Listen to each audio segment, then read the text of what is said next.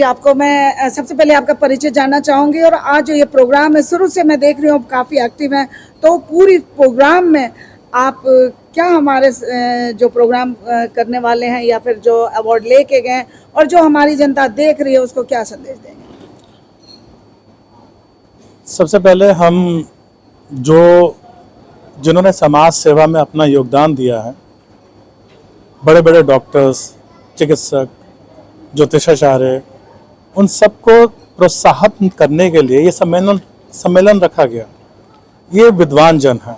मैंने जैसे कहा कि जब हम विद्वान जनों के आभा मंडल में आते हैं, ओरा में आते हैं, तो हमारी विद्वता भी बढ़ती है। उस ज्ञान के सागर में हमने खूब आज डुबकियां लगाई और जाना कि हमारा जो चिकित्सा जगत है, आधुनिक चिकित्सा जगत, जिसके ऊपर मेडिकल डॉक्टर जो विदेशों से पढ़ के आए हैं, बड़ा गौरवान्वित होते हैं। मैं उन्हें बधाइयाँ देता हूँ, उनको शुभकामनाएं। लेकिन एक चीज़ और जान लें, जिस चीज़ पे आप गर्व करते हैं, आपको जानकर हैरानी होगी कि चिकित्सा जगत के जनक कोई और नहीं, चरक जी हैं, महर्षि चरक जी। और शल्य चिकित्सा जिसके ऊपर और वो ज़्यादा गर्व करते हैं, उसके जो जनक हैं कोई और नहीं, महर्षि सुश्रुत ऋषि जी हैं। आँख की सर्जरी, आंतों की सर्जरी, कैटरेक्ट्स, राइनोप्लास्टिक, जो नाक को ठीक से जोड़ देना, ये सर्जरी की जाती थी और बड़े आसान तरीके से की जाती थी। रोड पे बैठकर आपने देखा, महाराष्ट्र के पुणे गांव में आराम से स्टॉल्स लगाकर रोड पर लोग इसकी चिकित्सा कर देते थे। सबसे बड़ी बात जो आज हम लोग पूरी तरह से नहीं बोल पाए, केवल उनके सम्मान में ही आयोजित रह गया, लेकिन मैं उस पर थोड़ा सा प्रकाश डालना चाहूँगा कि ज्योतिषीय और आयुर्वेद कोई भिन्न नहीं है।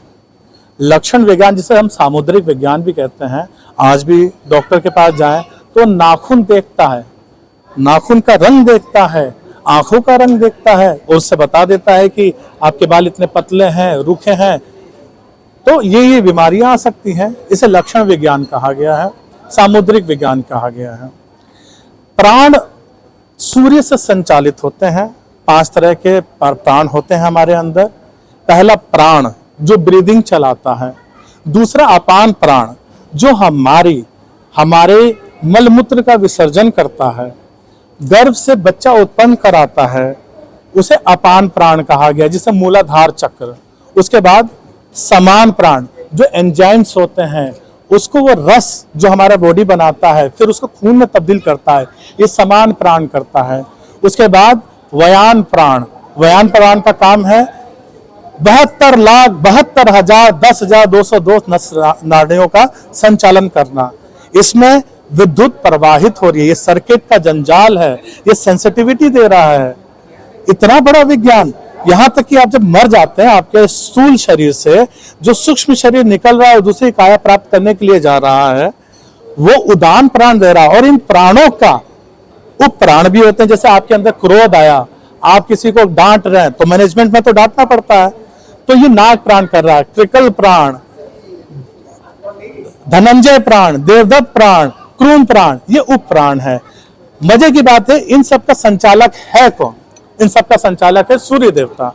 सूर्य देवता अगर अपने जीवन में हम लेके आए, आप बड़े बड़े हॉस्पिटल्स को देख रहे हैं, किस चीज के बने हैं? सारे बड़े डॉक्टर्स किस चीज के बने हुए हैं? जितने भी हॉस्पिटल्स हैं, स्पेशल हॉस्पिटल्स हैं, सब के सब एसी है। सूर्य तो पहुंच ही नहीं पा रहा है। एक सीधा सा संस्कार हमारे बड़े बड़े मनुष्यों ने इतना कहा, अगर आपको स्वस्थ रहना है, सूर्य स्नान करिए, सूर्य को देखिए। सूर्य को ऐसे नहीं देख सकते हैं। सुबह की जो प्रभात यानी प्रातः काल की जो बेला है, उसमें सूर्य को आप सूक्ष्म आंखों से देख सकते हैं। लगभग 6 बजे के आसपास जब सूर्योदय हो रहा है, उषा की किरण को, जब वो पीली नहीं है, ऑरेंजिश कलर है, तो उसको आपके अंदर जा रहा है। जानकर बड़ी हैरानी होगी कि आपने सेब खाया, आपने कोई भी ठोस आहार किया, उसमें भी सूर्य है। डायरेक्टली इनडायरेक्टली हर फूड के अंदर क्या है? सूर्य है। सूर्य ही आपका जीवन का स्रोत है और सूर्य ही आरोग्य के देवता है। अगर आपने डायरेक्टली पहुंचा दिया सूर्य, तो डायरेक्टली पहुंचाने का तरीका है, अपना नॉर्थ ईस्ट घर का थोड़ा खुला रखिए, एंटीबायोटिक रेज आती है, उसी को हम ईशान कोण कहते हैं। तो जैसे ही ये इतना समन्वय बनाने की जरूरत है आज के आधुनिक विज्ञान को, चिकित्सा पद्धति को और हमारे ज्योतिषीय और आयुर्वेद को, ये तीनों एक साथ हैं। एक्सक्यूज में आवाज नहीं। तो इस चीजों को हम लोग बना करके हम एक नए चिकित्सा शैली को इजाद कर सकते हैं। अगर मैं सूर्य को डायरेक्ट पहुंचा दूं तो सूर्य को डायरेक्ट पहुंचाने का तरीका क्या है? उगता सूरज देखा। डॉक्टर भी आज कह रहे हैं कि आपकी आंख के माध्यम से पोषण जा रहा है। दोस्तों, सुबह सुबह की हवा हर तरह की दवा, सुबह की हवा हर तरह की दवा। सुबह निकलिए, आयुर्वेद का सबसे पहला नियम है प्रातः काल उठना, ब्रह्म मुहूर्त में उठना। ब्रह्म मुहूर्त होता है सूर्योदय से 90 मिनट पहले, यानी 1.5 घंटा पहले। उसके बाद अच्छी निद्रा और आहार, निद्रा, आहार और प्रातःकाल उठना, ये आपको चिरंजीवी बनाता है। मिला जुला के आप कहना चाह रहे हैं जो आधुनिक पद्धति और पुरानी पद्धति में सूर्य को नजरअंदाज किया गया है। सूर्य को लेना है, अपने घर में पहुंचाना है। उगता सूरज देखिए, आंखों से देखिए, सूर्य के पास रहिए, ऐसे कपड़े पहनिए जो प्रकाश को अंदर सम्मोहित कर सके। आपके जो टेरिलॉन, कई तरह के नायलॉन, कई तरह के ऐसे कपड़े हैं, पॉलिस्टर, ये आपकी ब्रीदेबल नहीं है। सूर्य की किरणों को अवशोषित करने में दिक्कत आती है। तो हमें इस तरफ काम करना है। आज का दौर अलग है। पहले क्या होता था, राजा महाराजा स्पॉन्सर करते थे। आज हमें खुद ही कमाना है, खुद ही इसमें रिसर्च करना है और खुद ही जनता सेवा करनी है।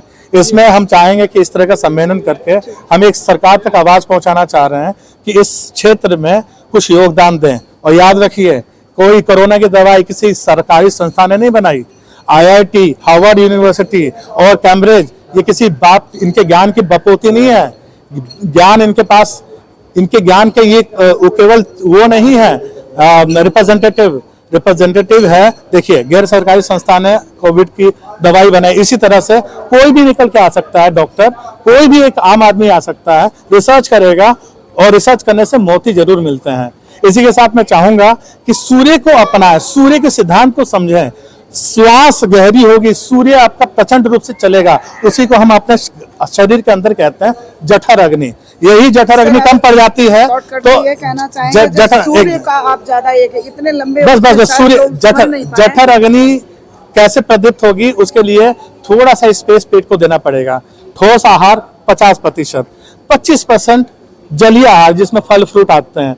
ठोस आहार में आपके अनाज आ गए और 25% आप अपना पेट रखिए स्पेस के लिए, वो पचेगा खाना, वहीं से प्राण आएगा। सूर्य को भी मैं कह रहा हूँ, सूर्य से गहरा ऑक्सीजन है, ऑक्सीजन से गहरा प्राण है, वो स्पेस से आता है। इस तरह से हम अपने जीवन में समन्वय बना सकते हैं। पेट को थोड़ा हल्का रखिए, रात्रि भोजन कम करिए और सुबह जल्दी उठिए और सूर्य दर्शन करिए। सूर्य दर्शन करने का तरीका जल देना भी हो सकता है। धन्यवाद, नमस्कार। बहुत अच्छी बात कही है। सूर्य दर्शन कीजिए, खाओ लाइट, जियो लाइट, कम खाना है और स्वस्थ रहना है। इन्होंने पुराने पद्धति और नई पद्धति के लिए बीच का रास्ता। बहुत बहुत आभार आपका। बहुत बहुत